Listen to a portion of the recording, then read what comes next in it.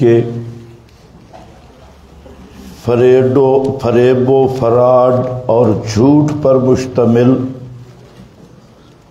Research paper پر مسلسل research پیش کی جا رہی ہے، جس میں آپ حضرات کے سامنے مرزا کے ریسرچ پیپر کے صفحہ نمبر 5 تک کا پوسٹ مارٹم ہو گیا، اور انشاءاللہ مرزا صاحب میں جرأت نہیں کہ جو ہمارے اصولی نشاندہی ہے اور مرزا صاحب کے اکاذیب، فریب، فراڈ، دجل، تحریف، تلبیس، کتمان کے متعلق جو گزارشات پیش کی ہیں، یہ مرزا پر قیامت تک قرض رہے گا، اور مرزا کے ڈرائیوروں پر بھی۔ اب یہ جو دوسرا عنوان مرزا کا تھا، اس میں مرزا نے خلیفہ راشد سے بغاوت بدعت ہے، اور پھر ہر بدعتی کو دوزخ میں لے جانے والی ہے، ہر گمراہی یعنی بدعت گمراہی ہے، اور ہر گمراہی اس بدعتی کو دوزخ میں لے کر جانے والی ہے۔ اس پر مرزا نے جو بکواس بازی کی ام المومنین پر رضی اللہ تعالی عنہا، اس کی مکمل وضاحت ہو چکی ہے۔ ابھی انشاءاللہ آخر میں ہر عنوان کا ایک میں خلاصہ بھی بیان کروں گا۔ ابھی یہ صفحہ نمبر 6 ہے۔ صفحہ نمبر 5 پر مرزا نے آخر میں ایک بات کی کہ سیدنا علی ابن ابی طالب رضی اللہ تعالیٰ عنہ فرمایا کرتے، مجھے اللہ تعالیٰ سے کبھی امید ہے کہ میں سیدنا عثمان بن عفان، سیدنا طلحہ اور سیدنا زبیر رضی اللہ تعالی عنہم اجمعین ان لوگوں میں سے ہوں گے جن کے متعلق اللہ تعالیٰ نے قرآن حکیم میں ارشاد فرمایا، اور ہم ان ایمان والوں کے سینوں میں سے ہر قسم کا کینہ کھینچ نکالیں گے، اور وہ بھائیوں کی طرح جنت کے تختوں پر آمنے سامنے بیٹھے ہوں گے۔ اب یہ روایت یہاں پیش کرنے کا مرزا کے دجل کو سمجھو، یہ اس نے صرف تمہید باندھی ہے۔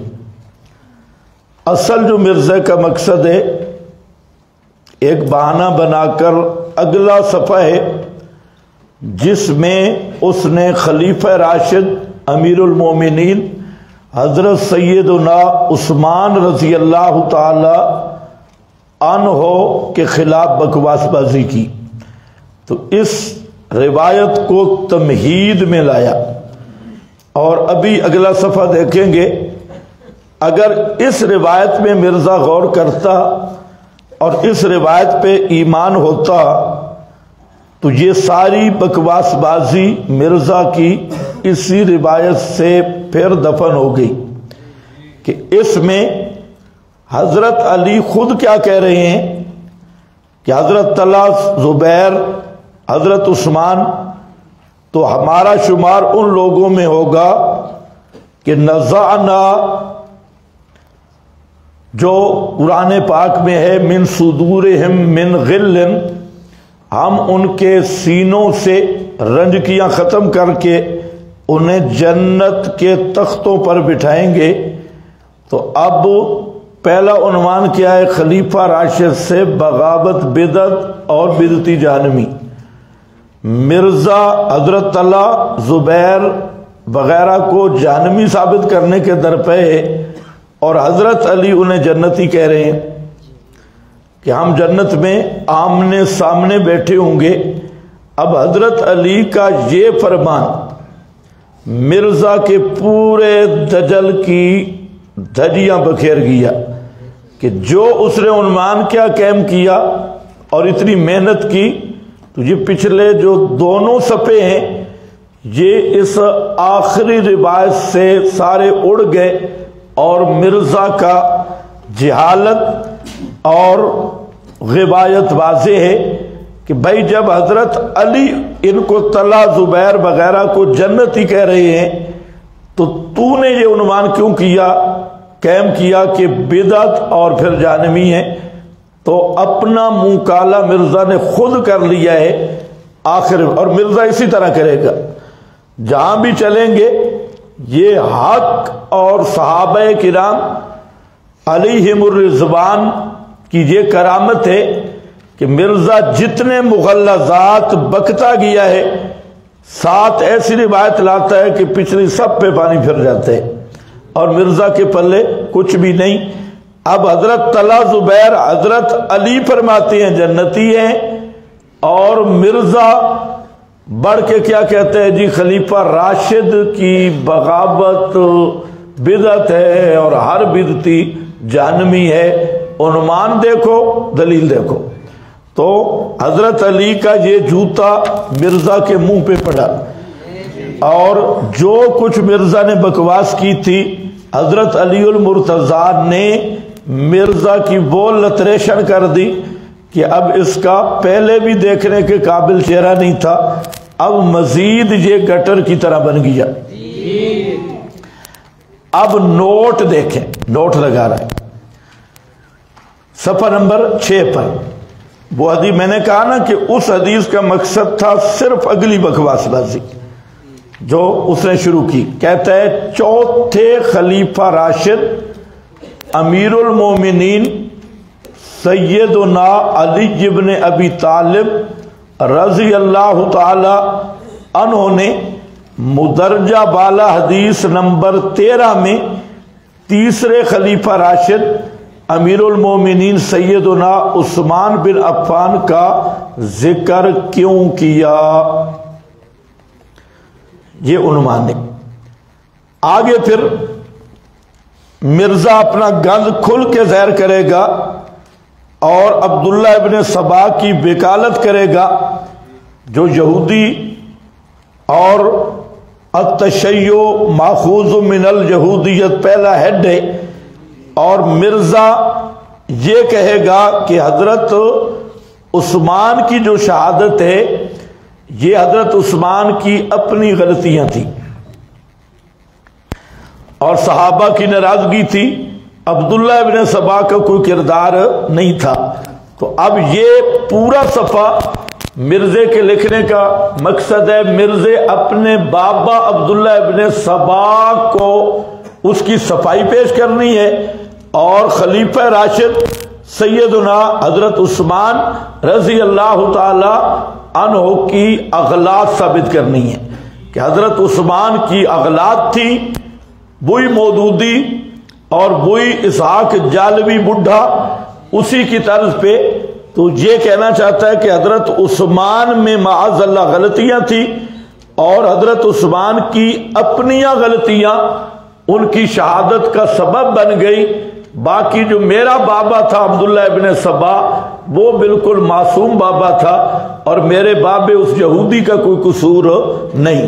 آپ اندازہ کر لیں، ذہن بھی دیکھیں مرزے کا کس قدر گٹر آلود ذہن ہے کہ عبداللہ ابن سبا جو اصل کردار ہے اور یہودیت کا وہ گماشتہ جو خود اہل تشیع نے اس کو تسلیم کیا، اور 20 حوالے موجود ہیں کہ یہ عبداللہ ابن سبا یہودی اسی کی تحریک سبائی تھی، اور پھر اس کے ساتھ کوفے کے چند لوگ ملے جو منافقین تھے، اور انہوں نے مل کر خلیفہ راشد حضرت سیدنا عثمان رضی اللہ تعالی عنہ کے خلاف بغاوت کی، اور پھر متعدد احادیث میں انشاءاللہ وہ آئے گا کہ نبی کریم صلی اللہ علیہ وسلم نے حضرت عثمان رضی اللہ تعالیٰ عنہ کی شہادت کی خبر دی تھی، اور آپ صلی اللہ علیہ وسلم نے واضح کلمات میں ارشاد فرمایا کہ منافق لوگ اور فسادی لوگ وہ حملہ آور ہوں گے، اور اس دن عثمان حق اور ہدا پہ ہوگا۔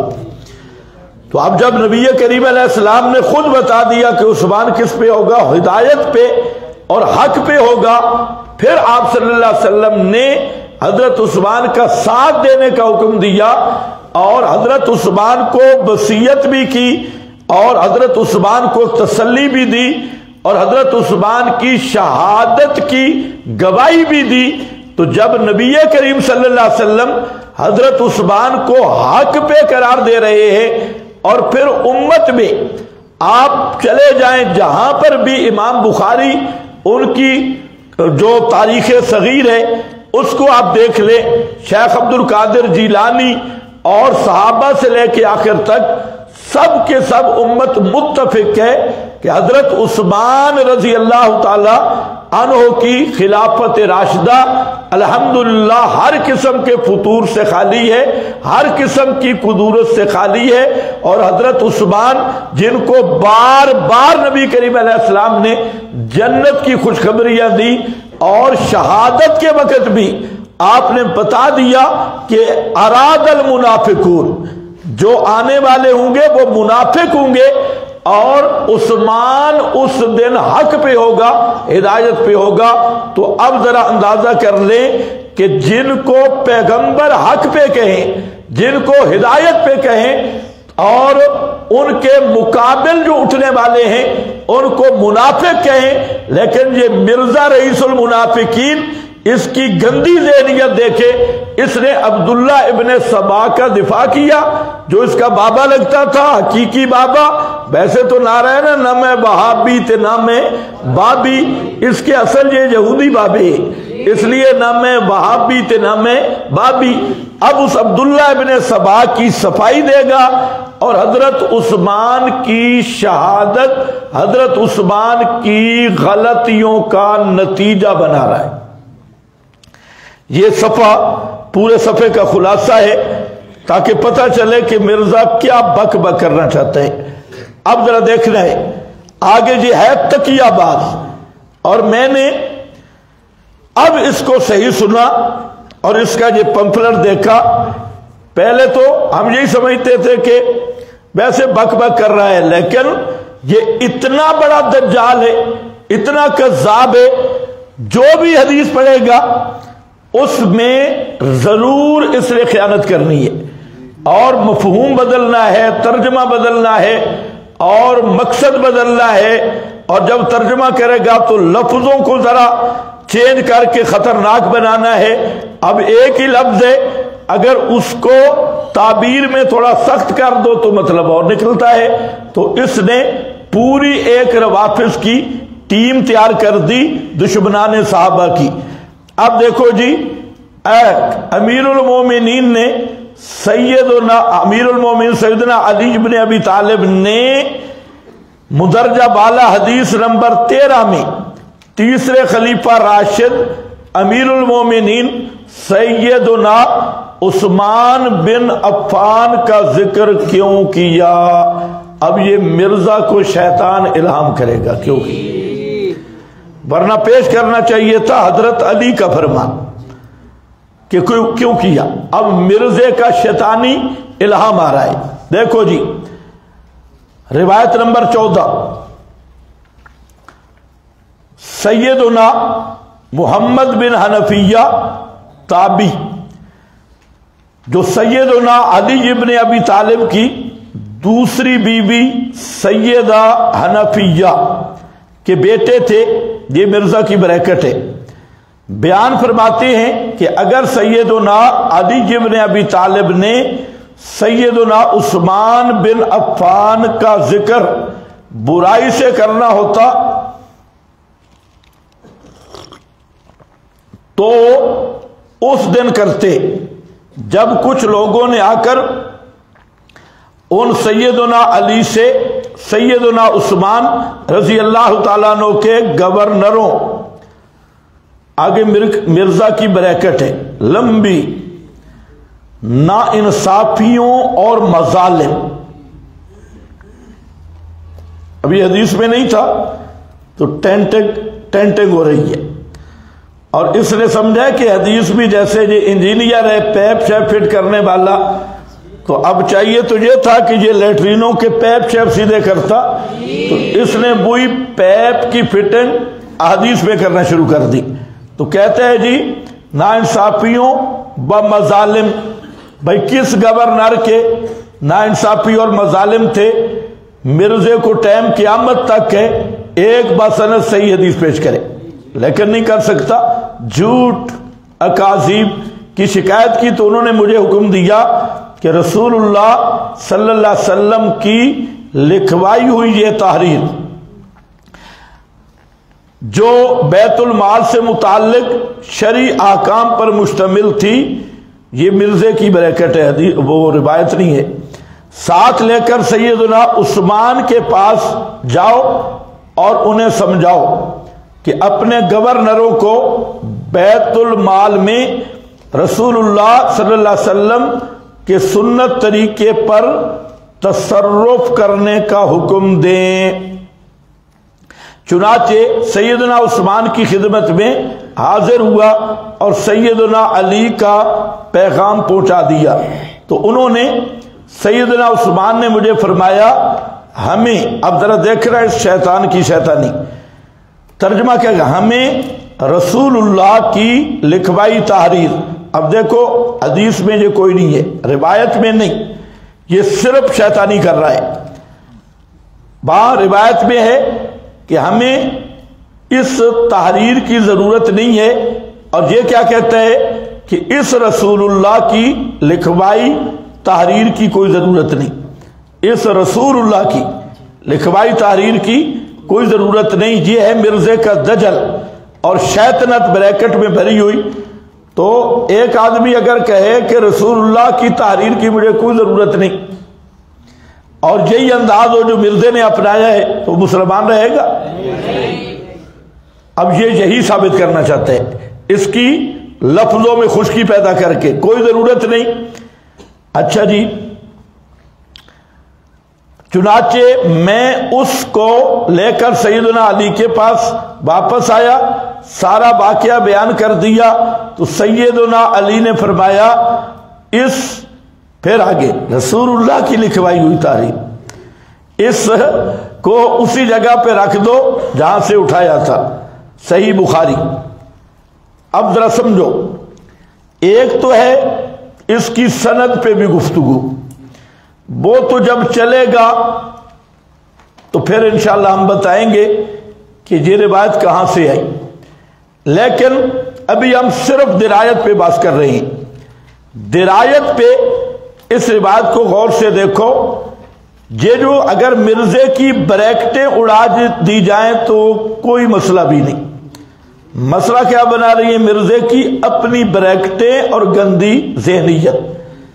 اس حدیث کا حافظ ابن حجر رحمت اللہ علیہ اور باقی دیگر شارحین نے انہوں نے زبردست بات کی، وہ فرماتے ہیں کہ حضرت عثمان نے جو کہا کہ مجھے اس تحریر دیکھنے کی ضرورت نہیں، تحریر کی نہیں، عن النظر فی الصحیفہ، کہ یہ جو صحیفہ ہے، تو یہ اس لیے کہا کہ حضرت عثمان کے پاس پہلے یہ صحیفہ موجود تھا اور یہ مسئلہ موجود تھا، تو وہ ایک کتاب یعنی صحیفہ دیا گیا کہ اس میں کچھ احکام ہیں، آپ ان کو دیکھ لیں، تو حضرت عثمان رضی اللہ تعالیٰ عنہ نے فرمایا کہ میرے پاس موجود ہیں یہ احکام، اس لیے ان کو آپ واپس حضرت علی کی طرف لے جائے۔ تو اس میں کون سا طعن ہے بھائی کہ ایک آدمی کے پاس پہلے وہ تحریر موجود ہے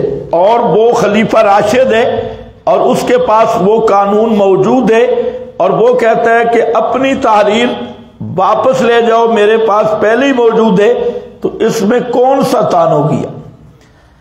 یہ وجہ بن گئی حضرت عثمان کی شہادت کی کہ انہوں نے وہ صحیفہ نہیں لیا، تحریر نہیں لی، اور اس کو مرزا کیا بنا رہا ہے؟ عیب۔ اب امام ابن حجر الاسقلانی فرماتے ہیں کان علت ذالک عند عثمان فاستغنا عن النظر فی الصحیفہ، کہتا ہے کہ اصل کانا علم ذالک عند عثمان، حضرت عثمان کے پاس اس تحریر کا علم موجود تھا، اس جو لے کے آئے فاستغنا عن النظر فی الصحیفہ، تو حضرت عثمان نے اس صحیفہ میں نظر کرنے سے استغنا اختیار کیا۔ اب کہاں رسول اللہ صلی اللہ علیہ وسلم کی تحریر کا انکار کرنا اور کہاں یہ بات کہ حضرت عثمان کے پاس وہ پہلے علم موجود تھا، تو انہوں نے کہا یہ صحیفہ اپنے پاس رکھو، میرے پاس موجود ہے، اور باقی رہ گیا گورنر، تو اس نے ٹینٹنگ بینٹنگ کی۔ یہاں ابن حجر نے لکھا کہ حضرت عثمان کو یہ معلوم تھا اور بات بھی واضح ہے، تو بہرحال یہ روایت جو حضرت عثمان کے خلاف لائی گئی، اس کا فی الحال سند پہ گفتگو کی ضرورت نہیں، متن کے اندر اگر مرزے کی بریکٹیں اڑا دی جائیں تو کوئی اعتراض باقی نہیں رہتا، اور جو علامہ ابن حجر نے لکھ دیا وہ کافی ہے اور بالکل واضح ہے۔ اس کے بعد کہتے ہیں جی اگلی حدیث کہ سیدنا علی بن حسین تابعی المعروف امام سجاد زین العابدین مروان بن حکم کا بیان نقل کرتی ہے، اس پہ ذرا غور کرنا ہے۔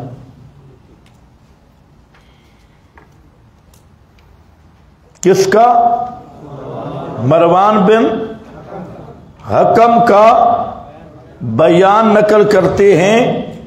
مرزا کو پتہ ہونا چاہیے کہ یہ امام سجاد مروان سے روایت کر رہے ہیں۔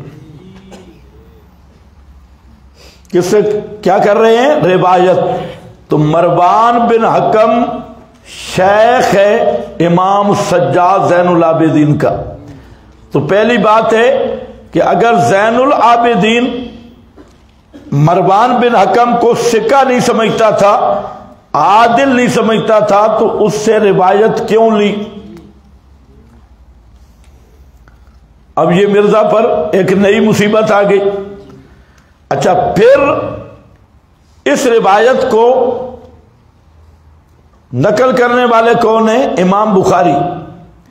تو امام بخاری، اس سے ثابت ہوا کہ امام بخاری نے بھی مروان کو ثقہ سمجھ کے روایت لی،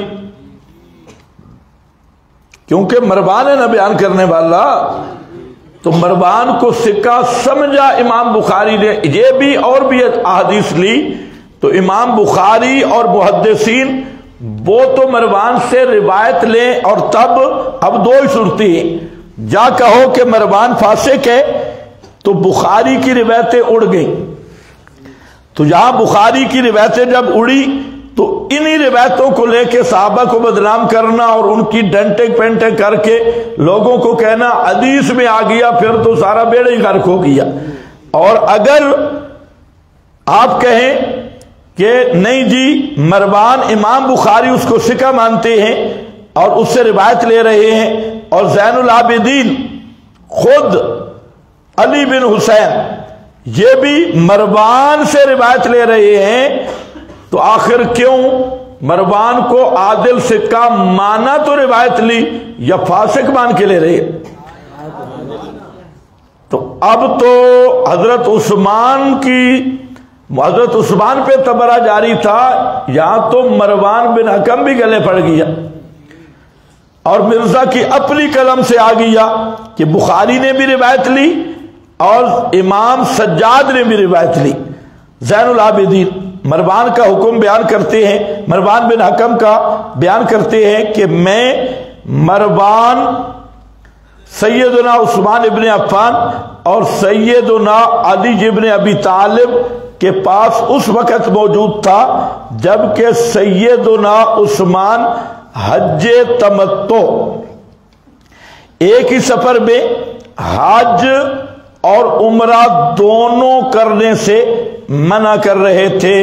جب سیدنا علی نے یہ صورتحال دیکھی تو کہا لبیک بعمرۃ وحجۃ، یعنی عمرہ اور حج کٹھا ادا کرنے کا اعلان کیا اور فرمایا میں کسی شخص کے کہنے پر رسول اللہ صلی اللہ علیہ وسلم کی سنت ترک نہیں کروں گا۔ اب ذرا غور کر لو، پہلی بات کہ پچھلا عنوان ذرا ملاؤ، خلیفہ راشد کی بغاوت کیا بنتی ہے؟ بدعت ہے، اور ہر بدعت جہنم میں لے جانے والی ہے۔ حضرت عثمان خلیفہ راشد ہیں اور مرزا کی یہ روایت کہہ رہی ہے کہ حضرت علی نے حضرت عثمان کا حکم نہیں مانا۔ اس بات کو ذرا سوچو، تو اب مرزے کا فتویٰ کہاں لگے گا؟ یہ ہے محب علی، علی علی کر کے صحابہ کو بکواس کرنے والا۔ عنوان پچھلے کو ساتھ ملاؤ، تو حضرت علی تو اس وقت خلیفہ راشد نہیں تھے۔ خلیفہ راشد کون تھے؟ حضرت عثمان، اور خلیفہ راشد کی اب مخالفت کون کر رہا ہے؟ حضرت علی اس روایت میں۔ اور مرزے کا پچھلا عنوان کیا کہہ رہا ہے؟ کہ جو خلیفہ راشد کی بغاوت کر، بغاوت یہی مخالفت ہے نا؟ ہاں اچھا، پھر وہاں جو اس نے روایت لائی اس میں کیا کہتے ہیں؟ علیکم بسنتی بسنت الخلفاء راشدین کی سنت تم پہ لازم ہے۔ اب کہہ رہا ہے کہ خلیفہ راشد سنت کا تارک ہے۔ وہ حدیث کہتی ہے کہ خلفاء راشدین کی سنت تم پہ لازم ہے، اور اب کیا بک بک کر رہا ہے کہ خلیفہ راشد بولو تارک سنت ہے۔ تو اب خلیفہ راشد جب خود تارک سنت ہے تو پہلے والی حدیث کا کیا بنے گا؟ علیکم بے سنتی و سنت الخلفاء الراشدین۔ تو خلاصہ کیا نکلا؟ اپنے پہلے عنوان کے تحت اب جو اس نے فتویٰ لگانا چاہا تھا حضرت طلحہ زبیر حضرت معاویہ پر، وہ فتویٰ اب لگ گیا کس پہ؟ حضرت علی پہ، کہ خلیفہ راشد کی کیا ہے؟ مخالفت۔ اب یہ میں عرض کرتا ہوں، یہ تھوڑی دیر بعد میں بتاتا ہوں کہ یہ مسئلہ کیا تھا۔ حج تمتع یہ کیا ہے؟ اس کے بعد اگلی روایت بھی پڑھ لو، کٹھی آ جائیں گی۔ صحیح مسلم کی حدیث میں ہے کہ سعید ابن مسیب تابعی بیان فرماتے ہیں سیدنا عثمان بن عفان اور سیدنا علی ابن ابی طالب دونوں مقام عثمان پہ اکٹھے ہوئے اور سیدنا عثمان حج تمتع سے روک رہے تھے، تو سیدنا علی رضی اللہ تعالیٰ عنہ نے آگے بریکٹ مرزے کی فرمایا آپ ایک ایسے عمل سے کیوں منع کر رہے ہیں جسے خود رسول اللہ صلی اللہ علیہ وسلم نے ادا فرمایا ہے؟ جواب میں سیدنا عثمان نے سیدنا علی سے فرمایا آپ ہمارے معاملے میں دخل نہ دیں۔ سیدنا علی نے فرمایا میں اسے دخل دیے بغیر، یہ اس کی بریکٹ ہے کہ میں اسے چھوڑ نہیں سکتا، کیا کہ دخل دیے بغیر چھوڑ نہیں سکتا، یہ جھگڑا بنا رہا ہے۔ پھر جب سیدنا علی نے یہ صورتحال دیکھی، آگے پھر مرزا کی بریکٹ ہے کہ خلیفہ ثالث امیر المومنین سیدنا عثمان ابن عفان اسی فیصلہ پر ہی قائم ہیں، تو دونوں حج عمرہ کو اکٹھا ادا کرنے کا اعلان کیا۔ یہ بھی اسی طرح ہے۔ اب ذرا بات سمجھو، مرزا بیچارہ निरा जाहिल है, इससे ये भी नहीं पता कि हज की अकसाम कितनी है। इसलिए पहले तो मिर्जा साहब तवज्जो फरमाएं, मैं आपका मसला हल कर देता हूं। दो बातें ये क्लियर हो जाए तो मसला हल हो जाएगा। एक हज की अकसाम और दूसरा सुन्नत की अकसाम। मिर्जा को सुन्नत का माना भी नहीं आता और हज का पता भी नहीं, तो याद रखो हज की 3 अकसाम है। एक हज्जे किरान है, एक हज्जे तमत्तो है और एक हज्जे इफराद है। हज्जे किरान एक ही एहराम से एक ही सफर में हज भी किया और उम्रा भी किया, और हज्जे तमत्तो ये कि एक एहराम सफर भी, एहराम एक नहीं सफर एक है और एक ही सफर में हज भी की और उम्रा भी, एहराम जुदा जुदा होंगे। और हज्जे इफराद के एक सफर में सिर्फ हज किया। ये 3 किस्म तमाम फुकहा के नजदीक बिल्कुल सही है। हज्जे इफराद भी, हज्जे तमत्तो भी और हज्जे किरान भी। इख्तिलाफ इस बात में है कि इनमें अफजल कौन सा है, हज्जे किरान या हज्जे इफराद या हज्जे तमत्तो। और अब जो मिर्जा ने खियानत की और दजल किया इन दोनों रिवायात में, सिर्फ हजरत उस्मान का नाम लिया, हालांकि हज्जे तमत्तो से हजरत फारूक आजम भी मना करते, फारूक आजम रजी अल्लाह ताला अन्हु मना करते, और वो मुफस्सल अहादीस में मौजूद है। और ये मना करना एक इज्तिहादी अमर था या मसला इज्तिहादी है कि मकसद अवाम की मसलियत की खातिर हजरत फारूक आजम रजी अल्लाह ताला अन्हो और हजरत उस्मान का ये ज़हन था कि आमतुन्नास होते हैं, उन्हें ज्यादा मसाइल का पता नहीं होता और फिर वो पाबंदी में कई गलतियां करते हैं बाहर के लोग। इसलिए हजरत फारूक आजम और हजरत उस्मान ये समझते थे इज्तिहादी तौर पे कि हज्जे इफराद बेहतर है। तो अब ये क्या मसला हुआ, ये हजरत उस्मान की शहादत का सबब बना, तो फिर हजरत उमर की शहादत की भी यही सबब बन गया।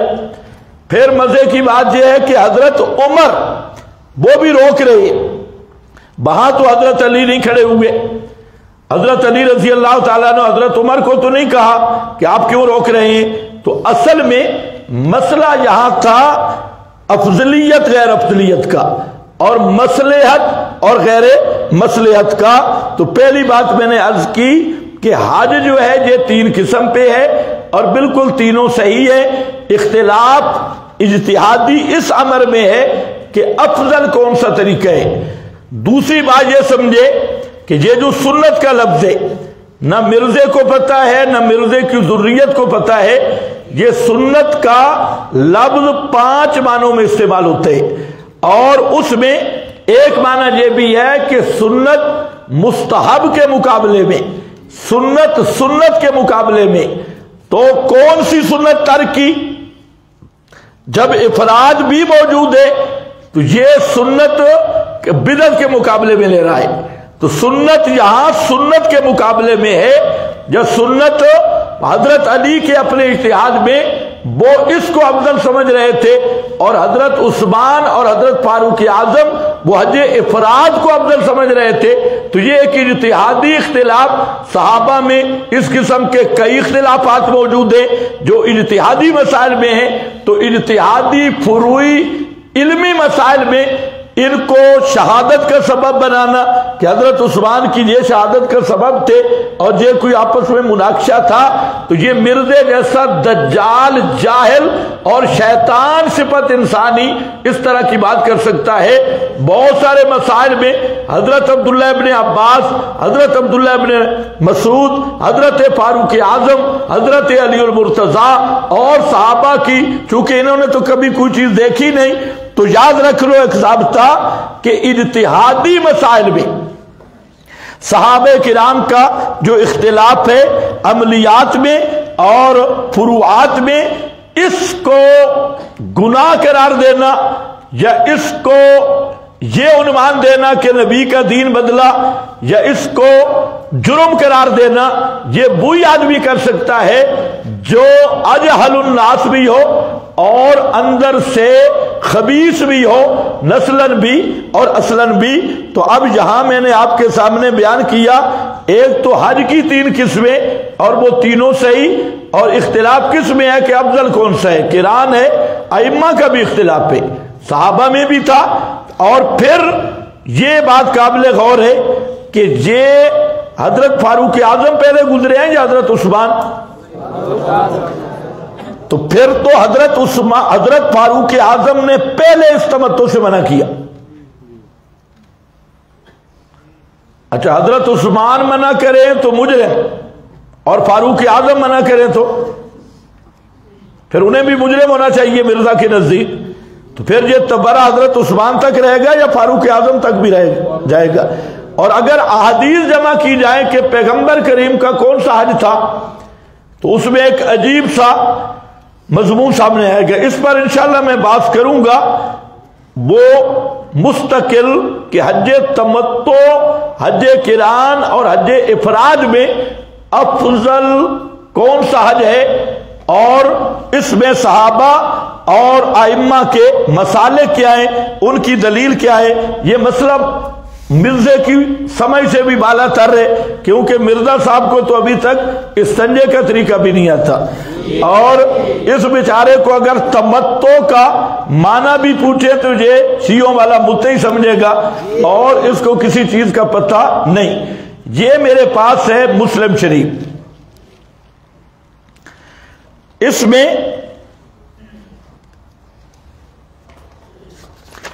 امام نووی رحمت اللہ علیہ کی ساتھ شرح ہے، باب و جواز تمتع۔ اس پہ لکھتے ہیں کہ کانا عثمان رضی اللہ تعالیٰ عنہ ینہا عن المتعۃ وکانا علی یأمر بہا، المختار ان المتعۃ التی نہا عنہا عثمان ہی التمتع المعروف فی الحج وکانا عمر وعثمان۔ فرماتے ہیں کہ یہ جو تمتع ہے یہ تمتع فی الحج ہے، اور اس میں حضرت عثمان اور حضرت عمر کا نظریہ یہ تھا کہ افراد افضل ہے، اس لیے عوام کی مصلحت اسی میں ہے۔ یہ وہی لوگ سمجھ سکتے ہیں جو حج پہ جائیں اور حج کی احکام کی مشکلات کو سمجھیں اور تمتع اور قران کو بھی سمجھیں۔ تو فرمایا کہ کانا عمر و عثمان، حضرت عمر حضرت عثمان منع کرتے، لیکن مرزا کو پتہ ہونا چاہیے کہ یہ نئی تنزیہ تھی، تحریمی نہیں تھی۔ یہ کیا تھی؟ نئی تنزیہ۔ اب مرزا کو کون سمجھائے جہلم میں؟ اس لیے تو میں کہتا ہوں آپ میرے پاس آئیں یا میں آپ کے پاس، کہ آپ کو میں یہ بھی سمجھا دوں کہ نئی تنزیہ کیا ہوتی ہے اور تحریمی کیا ہوتی ہے۔ تو وہی اولا غیر اولا کی بات ہو رہی ہے کہ وہ اس کو افضل سمجھتے تھے، وہ اس کو، اور انہوں نے کیوں اس سے منع کیا؟ کیوں؟ لأن الافراد افضل، لأن الافراد افضل، اس لیے کہ افراد افضل ہے۔ تو وہ کیا کرتے تھے؟ منع کرتے۔ فکان عمر و عثمان یامران بالافراد، حضرت عمر اور حضرت عثمان حکم دیتے تھے افراد کا، یعنی حج کے افراد کا، لأنہ افضل، اس لیے کہ یہ افراد والا حج افضل ہے، ایک سفر میں صرف حج کیا جائے، اور تمتع سے منع کرتے۔ اور یہ جو نئی تھی یہ نہی و تنزیہ، یہ نئی تحریم حرام کرنے کے لیے نہیں تھی بلکہ نئی تنزیہ تھی، اور بات وہی غیر افضل قرار دیتے، اور وہ افضل معمور لأنہ معمور بصلاح رعیتہ وکان جری الامر بالافراد من جملۃ صلاحہم۔ فرماتے ہیں کہ کیونکہ وہ خلیفہ وہ عوام کی مصلحت اور عوام کے آسانی کی رعایت رکھتے تھے، اور یہ افراد جو ہے یہ عوام الناس جو عام لوگ ہیں وہ اشتباہ میں پڑ جاتی ہیں تو ان کو سیدھا بتایا جائے بھئی حاجی یوں کرو افراد تاکہ وہ مسائل کا شکار نہ ہوں. تو یہ کوئی سنت بدعت نہیں، یہ مصلحت عوام کی مصلحت کے لیے، سہولت کے لیے. تو حضرت عمر بھی اور حضرت عثمان بھی. تو اب بتائیں حضرت عثمان کی غلطی نکال رہا ہے، اور غلطی کیا ہے؟ اور وہی اجتہاد فاروق اعظم کا بھی تھا. تو بھائی انہوں نے کب کہا کہ حرام ہے تمتع کرنا؟ پھر آئے تو کٹھے. تو بات تو ہے اولا غیر اولا، افضل اور غیر افضل کی. اور یہ مسئلہ ہے اجتہادی اور فروعی، عملی، علمی. لیکن مرزا بیچارے کو یہ پتہ نہیں ہے، اس نے سمجھا ہے کہ سنت ہمیشہ بدعت کے مقابلے ہوتی ہے. تو سنت کبھی سنت کے مقابلے ہوتی ہے، کبھی سنت فرض کے مقابلے ہوتی ہے، کبھی سنت جو ہے وہ مستحب کے مقابلے ہوتی ہے، اور کبھی سنت سے مراد بیان افضلیت ہوتا ہے. تو اسی لیے ہم کہتے ہیں کہ مرزا ایک دفعہ پھر اگر کوشش کر لے مدرسے میں کچھ دن رہنے کی تو کم از کم سنت کا معنی تو مرزا کو ہم پڑھا دیں. تو یہ دو روایتوں جو تھی مرزا صاحب کی یہ آگئی. اس کے بعد آگے ذرا دیکھو، وقت بھی کم ہے بہت. آگے ہے تیسری روایت. صحیح مسلم کی حدیث میں ابو ساسان تابعی رحمہ اللہ بیان فرماتے ہیں کہ میں سیدنا عثمان کے پاس موجود تھا کہ ولید بن عقبہ کو لایا گیا.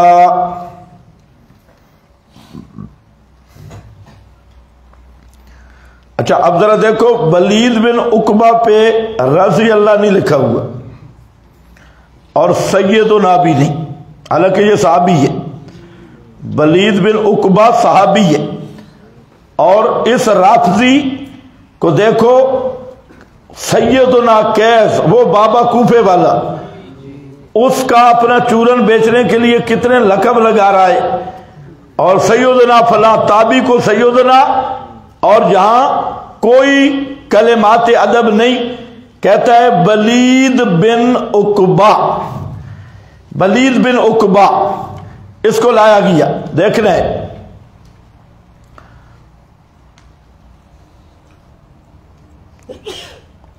تو ولید بن عقبہ کو لایا گیا. آگے مرزا کا درمیان میں نوٹ شروع ہو گئی. پہلے تو بریکٹ تھی، اب حدیث کے درمیان میں کیا شروع ہو گیا؟ نوٹ. بریکٹ سے کام نہیں چلا کہ کام ذرا بھاری کام پڑ گیا ہے. اب اس نے درمیان میں فٹنگ شروع کر دی. سیدنا عثمان کے اس گورنر کا تفصیلی تعارف آگے آ رہا ہے. یہ تو بچہ جب آئے گا تو میں آپ کو بتاؤں گا کیسے تعارف آتا ہے، اور ہم بھی کچھ کرائیں گے اس کا تعارف کہ یہ کون ہے. ہاں بھائی دیکھو، کہتا ہے جی کہ اس ولید بن عقبہ نے نماز فجر کی 2 رکعت پڑھائیں اور پھر نمازیوں سے پوچھا اور پڑھا دوں؟ چنانچہ 2 اشخاص نے گواہی دی، جن میں سے ایک حمران تھا کہ اس ولید نے شراب پی ہوئی ہے. ایک اور آدمی نے گواہی دی کہ میں نے اس ولید کو قے کرتے ہوئے دیکھا ہے. تو سیدنا عثمان نے فرمایا اس نے شراب پی ہے اس لیے تو قے کی ہے. پھر فرمایا اے علی اٹھیں اور اسے شراب نوشی کی حد مرزا کی بریکٹ کوڑے لگائیں. سیدنا علی نے اپنے بیٹے سے فرمایا اے حسن اٹھو اور اسے کوڑے لگاؤ. اس پر سیدنا حسن ابن علی نے عرض کیا جنہوں نے اس شخص کے اقتدار کا مزہ چکھا، مزہ لیا، وہی یعنی سیدنا عثمان اس کی تلخی بھی برداشت کریں. یہ ہے جی آگے مرزے کا پھر نوٹ شروع ہو رہا ہے. تو یہ روایت ہے. اب ذرا بات سمجھو. مرزے سے تو ہمارا سوال ہے کہ یہاں کتنے کوڑے لکھے ہوئے ہیں؟ کتنے لگائے؟ 40. اور مرزا تو اب حل کرتا رہے گا نا. یہ ہے میرے پاس بخاری، اور بخاری میں لکھا ہے کہ کوڑے 80 لگائے اور حضرت علی نے خود لگائے. باب فضائل الصحابہ.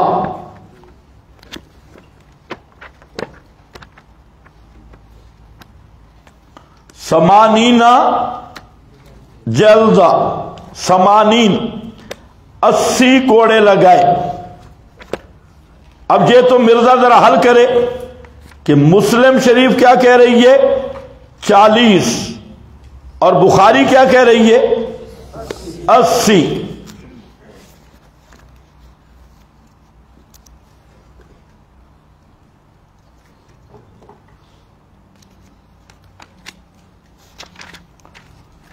یہ جی بخاری شریف اور رقم الحدیث ہے 3696. 3696.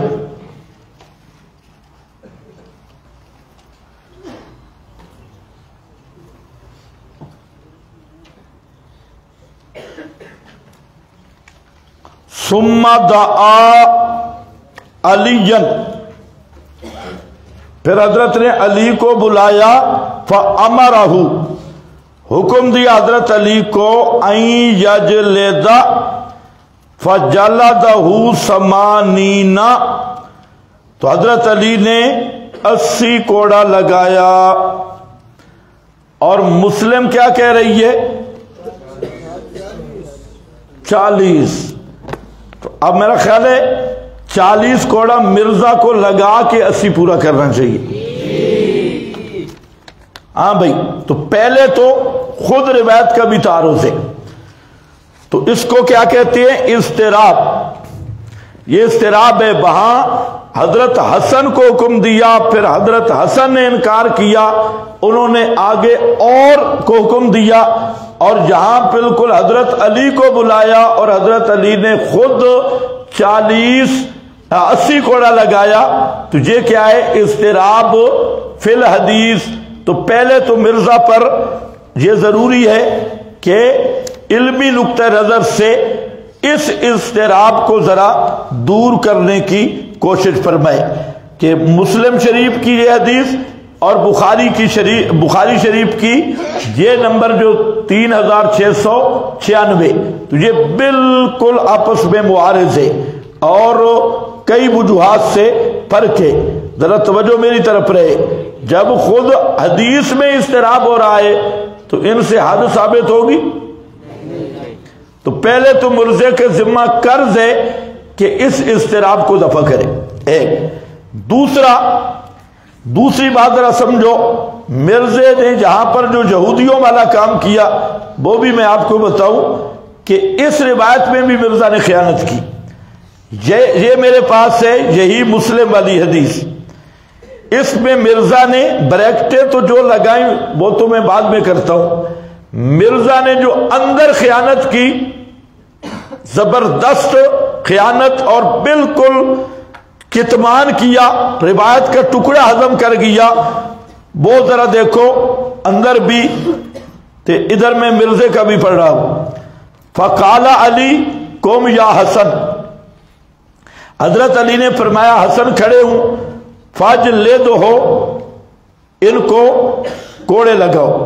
فقال الحسن، حسن نے کہا کہ واللہ ہارہا من تولا قارہا، جو گرمی کا متولی ہے وہی کار کا بھی متولی بنے. اسے معنی غلط کیا. آگے فَكَأَنَّهُ وَجَدَ عَلَيْهِ، یہ پوری عبارت ہضم کر گیا کہ جب حضرت حسن نے بات کی تو حضرت علی گویا حضرت حسن پہ ناراض ہوئے کہ یہ بات تو نے کیوں کی. ناراض ہوئے. اب حضرت علی حضرت حسن پہ ناراض ہو رہے ہیں، اس جملے کو درمیان سے اٹھا لیا تو یہ کیا بنتا ہے؟ کتمان واضح اس فَكَأَنَّهُ وَجَدَ عَلِيَّ فَقَالَ يَا عَبْدَ اللَّهِ، پھر حضرت علی نے کہا عبداللہ بن جعفر کو کم فَجْلِدْهُ، کھڑا ہو اور کوڑے مار۔ تو ایک تو اس نے خیانت کی ہے، اب مرزا سے گزارش ہے کہ یہ بلہ ہار رہا کا کسی سے ترجمہ پوچھ کہ اس کا کیا معنی ہے۔ پھر کَأَنَّهُ وَجَدَ عَلَيَّ، یہ جملہ کیوں چھپایا کہ حضرت علی گویا کہ حضرت حسن پہ ناراض ہوئے یہ بات کہنے پر، تو اس کو درمیان سے حذف کیا تو بہرحال اتنا ہے کہ لعنت کا مستحق ہوا۔ اب بات سمجھو،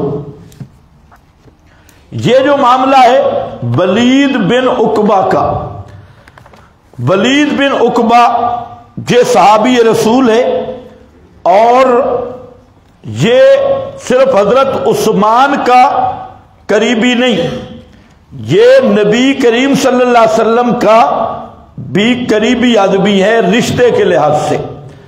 حضرت عثمان کا قریبی تو ہے لیکن پیغمبر کریم صلی اللہ علیہ وسلم کا بھی قریبی اور بالکل رشتے کے لحاظ سے وہ نبی کریم علیہ السلام کے بالکل قریبی ہے۔ اور حضرت عثمان خود کہتے ہیں کہ ما ولیت الولید لأنہ اخی، یہ ولید حضرت عثمان کے ماں شریک بھائی تھے، دونوں کی ماں ایک ہے، کہ میں نے ولید کو اس لیے والی نہیں بنایا وہاں کوفے کا کہ وہ میرا بھائی ہے، وَإِنَّمَا وَلَّيْتُهُ لِأَنَّهُ ابن ام حکیم البیضاء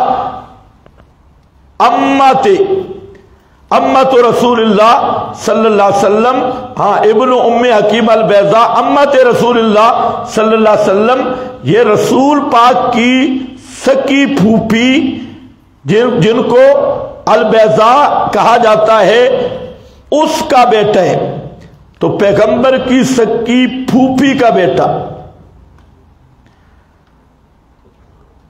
کیا بنتا ہے بھائی؟ پھوپھی کا بیٹا کیا بنتا ہے رشتے میں؟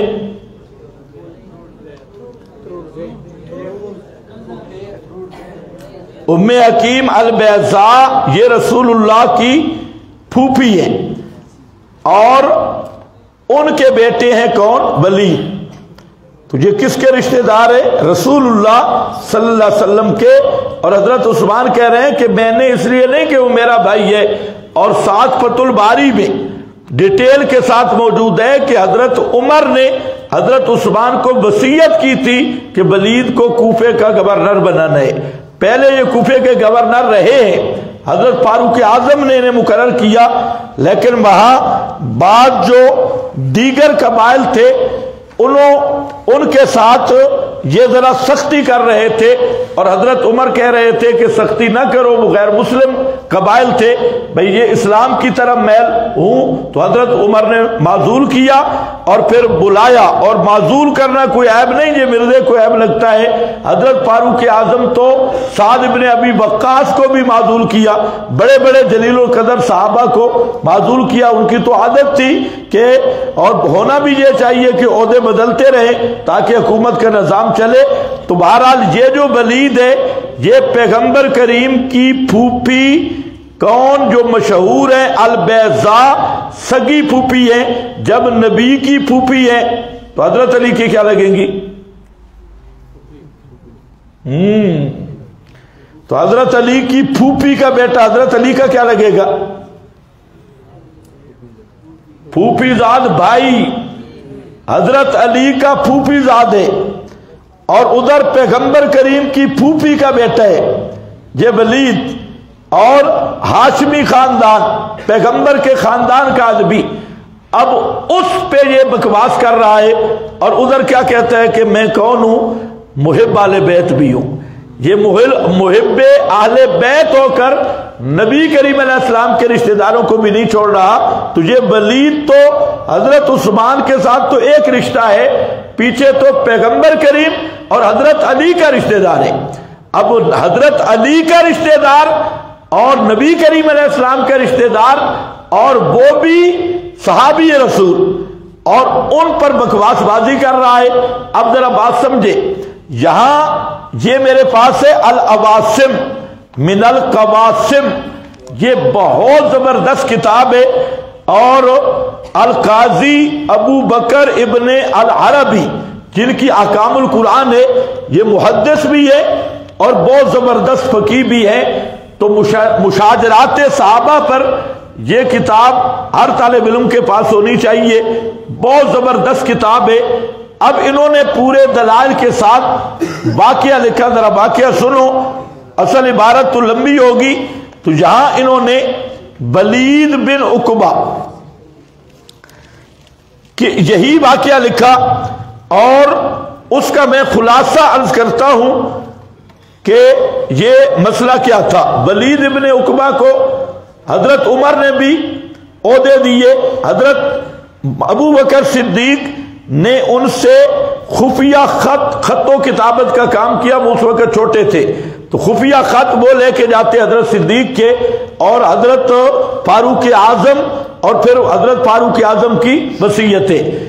اب یہ جو الزام ہے شراب والا، اصل میں یہ مسئلہ پیش آیا کہ وہاں کوفہ میں جب یہ گورنر تھے تو کوفہ کی گورنری کے دوران ولید ابن عقبہ کا دروازہ ہر وقت کھلا رہتا تھا، اور سارے لوگ وہاں آتے اپنی شکایات لے کر۔ واقعہ یہ پیش آیا، علامہ ابو بکر نے پوری وضاحت کے ساتھ، ابن العربی نے لکھا کہ واقعہ یہ پیش آیا کہ وہاں کوفہ کے کچھ آدمیوں نے ایک گھر پہ ڈاکہ ڈالا۔ اب جب ڈاکہ ڈالا تو گھر والوں کو قتل کر دیا۔ اس گھر کے قریب ایک صحابی رسول کا گھر تھا، اور وہ بھی جلیل القدر صحابہ میں سے تھا، تو انہیں پتہ چل گیا، تو القصہ وہ قاتل پکڑے گئے اور ڈاکو پکڑے گئے، تو ولید نے ان پہ قصاص جاری کیا۔ اب جن کے بیٹوں پر قصاص جاری ہوا، انہوں نے ولید کو بدنام کرنے کے لیے ان کے خلاف مہم چلائی، اور پھر انہوں نے پوری کوشش کی۔ لمبا واقعہ ہے کہ وہ ولید کے گھر میں رہے اور گپ شپ لگاتے رہے۔ جب ولید سو گیا تو انہوں نے ولید کی انگوٹھی نکال لی، اور وہ لے کے وہ بھاگ گئے، اور وہ مدینہ آ کر پہنچے۔ مدینہ میں ایک دو آدمی کے ساتھ ساز باز کر کے انہوں نے ولید پر یہ جھوٹا الزام لگایا شراب پینے والا۔ اصل مسئلہ کیا تھا کہ ولید نے ان کے بیٹوں سے قصاص لیا تھا، اور اس دشمنی کو وہ پالتے ہوئے وہ گئے، حضرت عبداللہ ابن مسعود کے پاس بھی گئے۔ تو ولید نے حضرت عبداللہ ابن مسعود کو بلایا، اور حضرت ولید ابن عقبہ نے ان سے پوچھا کہ آپ، میں قسم اٹھاتا ہوں کہ میں نے کوئی شراب نہیں پی۔ حضرت عثمان رضی اللہ تعالیٰ عنہ کے پاس بھی آ کر ولید ابن عقبہ رضی اللہ تعالیٰ عنہ نے قسم اٹھائی کہ میں نے کوئی شراب نہیں پی۔ لیکن یہ جو کینہ پرور لوگ تھے، یہ آئے اور انہوں نے مدینہ میں بھی شور کر دیا اور کوفہ میں بھی شور کر دیا، ہر جگہ پہ انہوں نے شور۔ حضرت عثمان نے ابتداءً حد لگانے میں بھی تاخیر کی۔ یہ بخاری کی سی حدیث میں جہاں 80 کوڑے والی بات ہے، یہ ڈیٹیل موجود ہے۔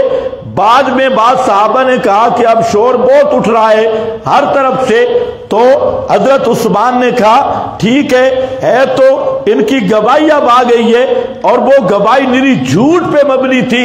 اور آپ کو پتہ ہے کہ جو شرعی احکام ہے ان کا ظاہر پہ اعتبار ہوتا ہے، تو اس وقت حضرت عثمان نے جب دیکھا کہ یہ تو ایک نقصان ہو رہا ہے، تو انہوں نے کہا چلو ان کو حد لگا دیتے ہیں اور جھوٹے جہنم میں جائیں گے۔ وہاں پر پڑھا جس نے جھوٹ بولا وہ جائے گا جہنم میں، تو ہم یہ کارروائی پوری کرتے ہیں۔ تو اگر مرزے میں جرأت ہے مسلم کی یا وہ کون سے دو گواہ ہیں جنہوں نے آنکھوں سے دیکھا ولید کو شراب پیتے ہوئے؟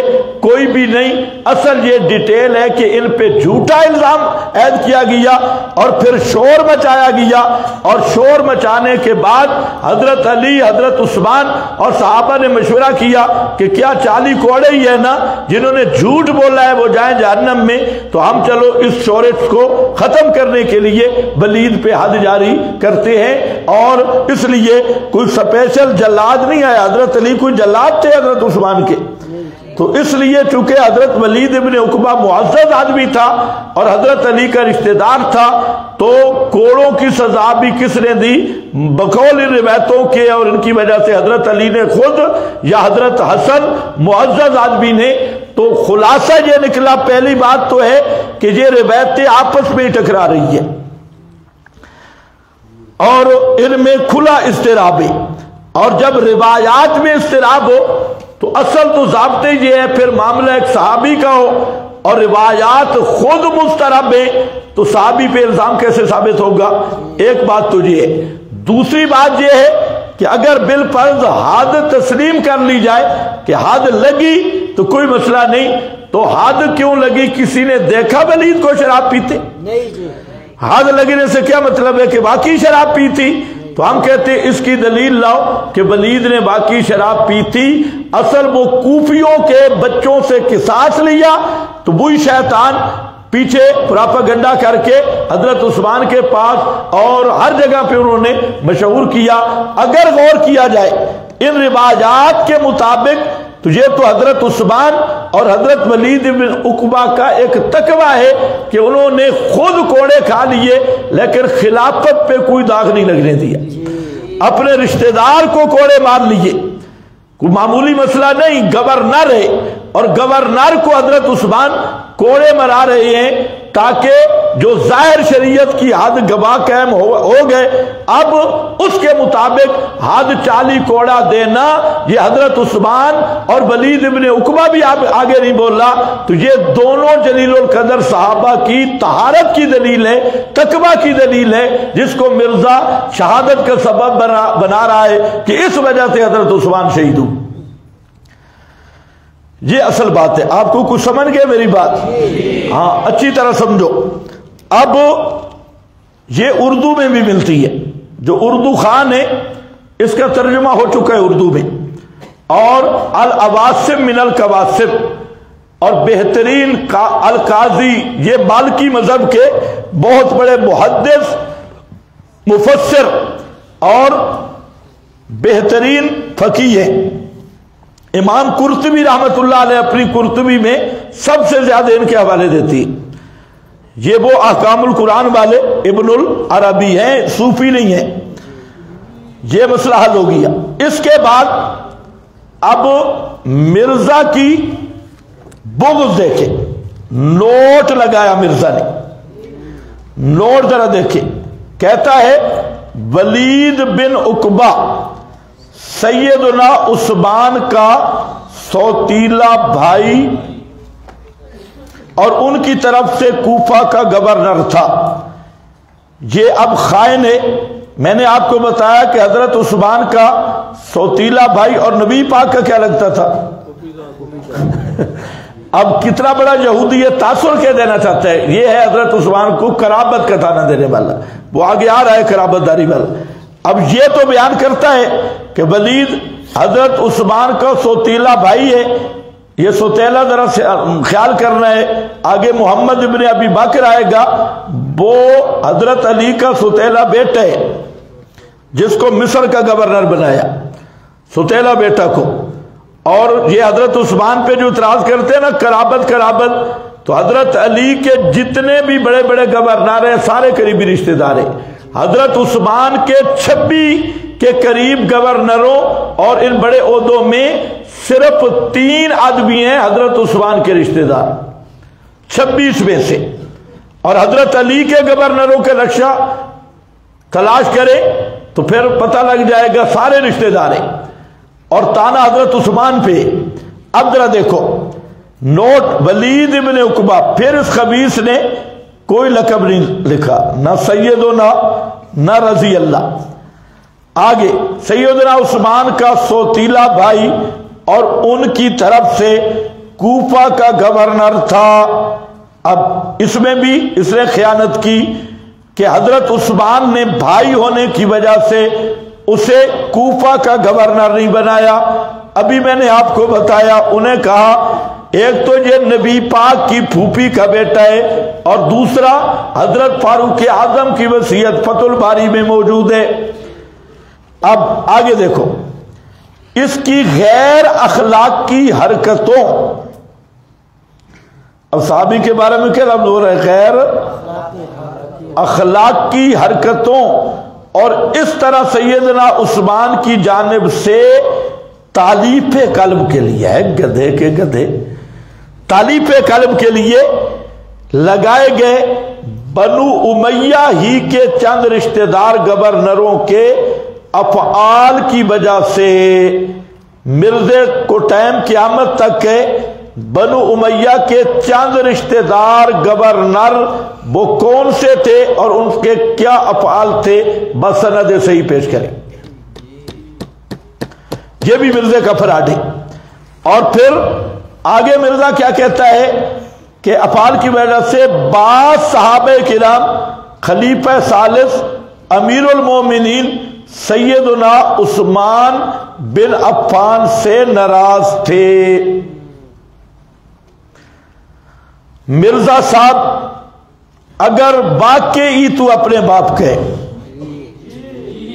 واقعی ہے اور تیری ماں نے غلطی نہیں کی، میں نے کبھی یہ لفظ بولے نہیں لیکن اب بولنے پڑ گئے، نہیں کی، تجھے قیامت تک ٹائم ہے ان بعض صحابہ کے نام بسند صحیح پیش کر جو حضرت عثمان پہ ناراض تھے. وہ کون سے صحابہ تھے جو حضرت عثمان پہ ناراض تھے؟ ذرا پیش کر بعض صحابہ، یعنی اندازہ آپ کریں، آگے سنیں کیا بکواس کر رہا ہے. سری جھوٹ ہے اور ٹائم قیامت تک ہے اور مرزا پہ قرض ہے. مرزا جہنم میں چلا جائے گا اور ان بعض صحابہ کے نام بسند صحیح نہ یہ پیش کر سکتا ہے اور نہ اس کے مصنوعی بابے جو اس کے ڈرائیور ہیں وہ پیش کر سکتے ہیں. یہ مرزا کا جھوٹ اور بکواس ہے. اور کیا کہتے ہیں؟ بعض صحابہ کرام خلیفہ ثالث امیر المومنین سیدنا عثمان بن عفان سے ناراض تھے.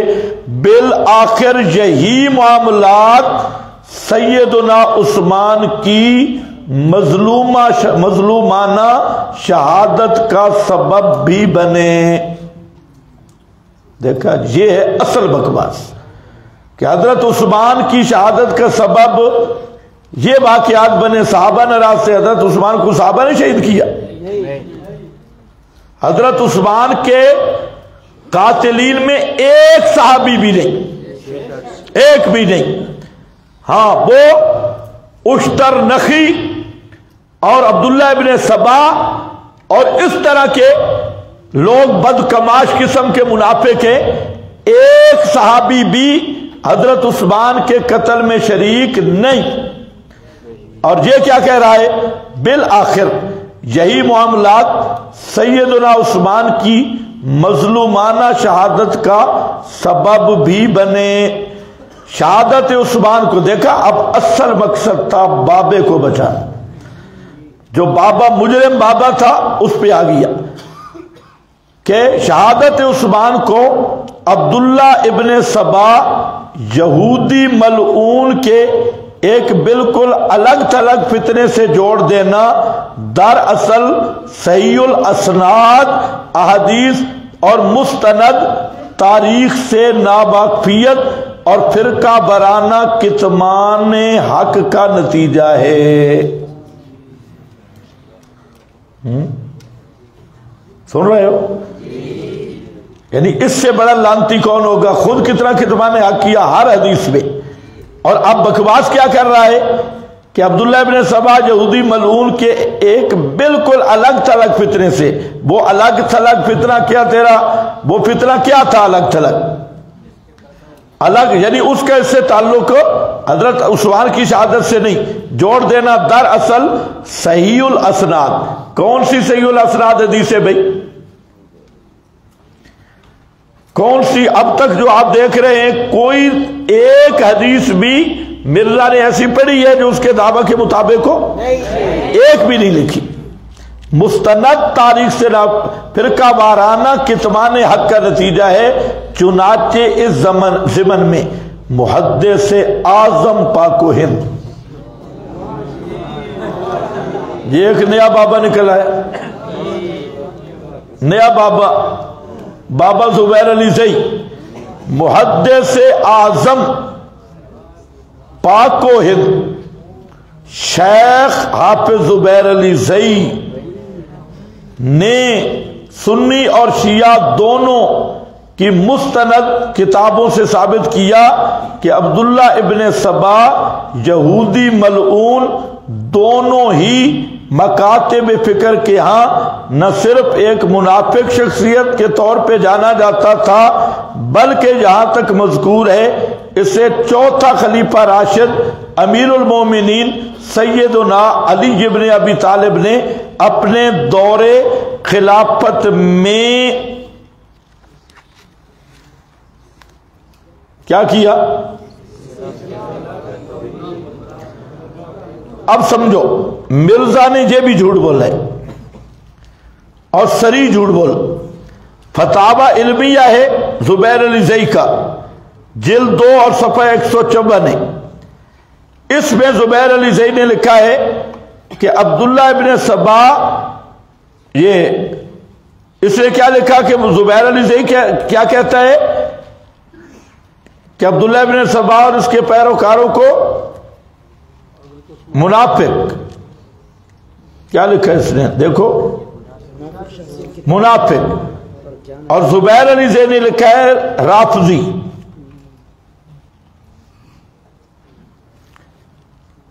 نہ تو سبائی عبداللہ ابن سبا والا یعنی شیعہ اور نہ حروری. تو زبیر علی زئی خود لکھتا ہے کہ یہ شیعہ اور رافضی تھا اور اس کو ذرا چڑ ہے نا، شیعوں سے پیار ہے تو اس کو کیا لکھ رہا ہے؟ منافق. تو زبیر علی زئی محدث اعظم پہ بھی جھوٹ بولا، اس کی عبارت بھی بدل دی. تو خیر یہ تو مرزا کے مختلف اکاذیب ہیں. تو آگے محدث اعظم بھی ہو گیا، فتاوی علمیہ. بس آج کے لیے اتنا کافی ہے. وآخر دعوانا